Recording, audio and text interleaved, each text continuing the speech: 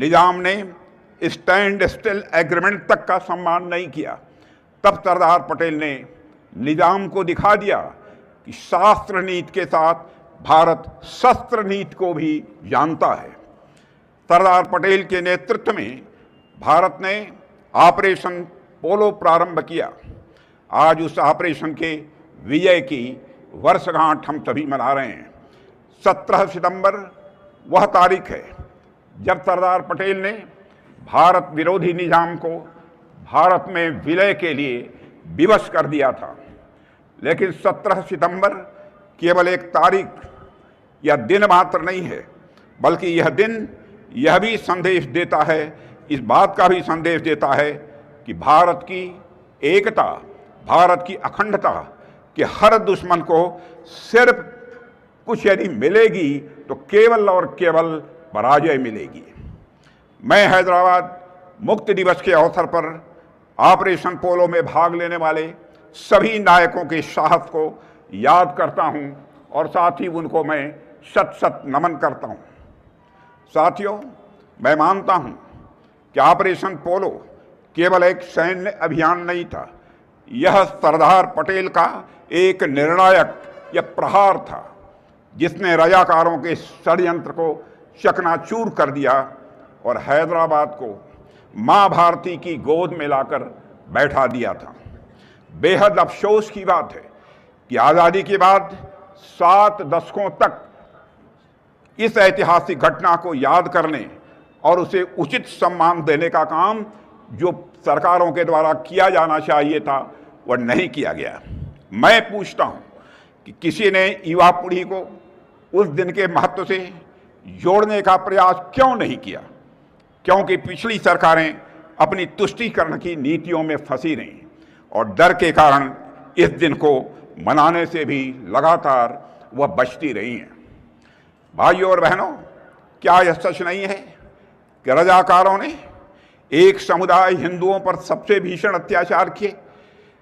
हिंदू और मुसलमान, चाहे किसी भी धर्म का मानने वाला कोई भी क्यों न हो, भारत ने कभी भी किसी के साथ कोई भेदभाव नहीं दिखा।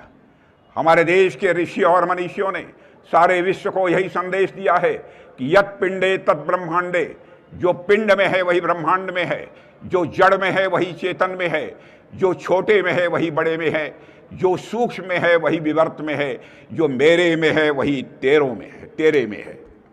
साथियों, कर्नाटक के बीदर जिले के एक गांव जिसका नाम गोरटाबी है, रजाकारों के आतंक का मैं मानता हूं कि वह एक जीवंत उदाहरण है।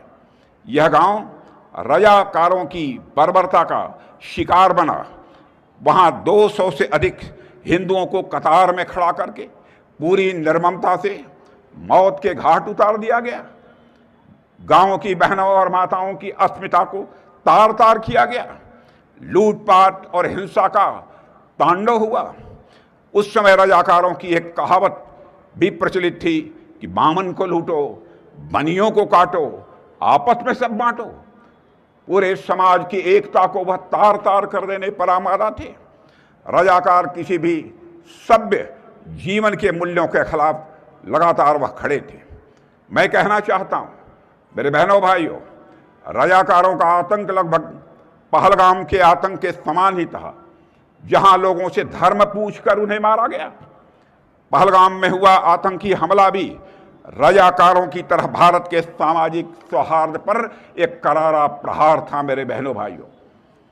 लेकिन जैसे 1948 में रजाकारों की साजिश पटेल की लौह इच्छा शक्ति के आगे ढह गई थी, वैसे ही आज भी पाकिस्तान प्रायोजित आतंकवाद और उसके एजेंट भी असफल हुए हैं।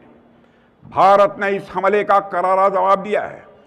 हमने यह साबित कर दिया है ऑपरेशन सिंदूर के माध्यम से कि भारत की संस्कृति हजारों वर्षों से विभिन्नताओं को जोड़ती आई है और यही हमारे भारत की सबसे बड़ी ताकत है। मैं स्पष्ट कहना चाहता हूं मेरे बहनों भाइयों कि जब हम रजाकारों की बात करते हैं तो हमारा आशय किसी समुदाय के लोगों से नहीं है, क्योंकि 21 अगस्त 1948 को यह उर्दू दैनिक इमरोज के संपादक पत्रकार शुएबुल्लाह खान ने निजाम से भारत में विलय की मांग का समर्थन किया तो रजाकारों ने उनके भी हाथ काट डाले थे मुस्लिम होने के बावजूद, और उन पर गोलियां भी दागी थी। अगले ही दिन उनकी मौत हो गई।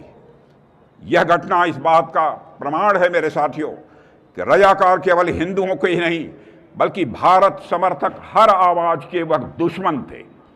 इसलिए जब हम रजाकारों की बात करते हैं तो हमारा मतलब उस सोच से है जो भारत की आत्मा के खिलाफ है, जो सर्वधर्म समभाव के विचार को नहीं मानती है। मेरे बहनों भाइयों, हैदराबाद के मामले में जब रजाकारों का सरगना कासिम रिजवी दिल्ली में सरदार पटेल से मिला तो उसने कहा, हम आखिरी दम तक लड़ेंगे और मर जाएंगे पर भारत से किसी भी सूरत में नहीं जुड़ेंगे। तो सरदार पटेल ने शांत स्वर में उत्तर दिया, मैं आपको आत्महत्या करने से कैसे रोक सकता हूं। संदेश साफ था साथियों, भारत किसी भी कीमत पर हैदराबाद को अलग नहीं होने देगा। और जब कासिम रिजवी ने यह तक कह दिया था कि अगर भारत हैदराबाद में आया तो 1.5 करोड़ हिंदुओं की केवल हड्डियां और राख मिलेगी, तब सरदार पटेल ने दो टूक कहा, यदि यही निजाम और उसके सलाहकारों की मानसिकता है तो समझ लीजिए कि उनका भविष्य और उनकी रियासत दोनों विनाश के कगार पर है। यह दृढ़ इच्छा शक्ति सरदार वल्लभ भाई पटेल की थी। साथियों, निजाम सिर्फ भारत के खिलाफ नहीं था, वह लोकतंत्र की भावना के भी खिलाफ था। सोचिए, 85% हिंदू बहुल राज्य हैदराबाद पाकिस्तान में विलय के बारे में कैसे सोच सकता था। पर निजाम को अपनी जनता की कोई परवाह नहीं थी। इतना ही नहीं, भारत के खिलाफ खड़े होने के लिए निजाम ने पाकिस्तान को 20 करोड़ रुपए की मदद भी भेजी थी। लेकिन हमारे सरदार वल्लभ भाई पटेल ने घमंडी निजाम, उसके कुटिल सलाहकारों और उसकी खूनी रजाकार सेना को घुटनों पर लाकर खड़ा कर दिया था।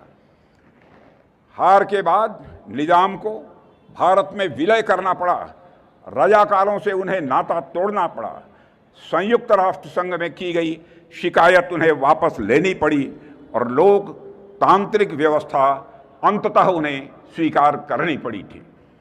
काश उसने यह सब कुछ महीने पहले कर लिया होता तो उसे हैदराबाद के हिंदुओं की सद्भावना और भारत के मुसलमानों की कृतज्ञता दोनों निश्चित रूप से प्राप्त होती।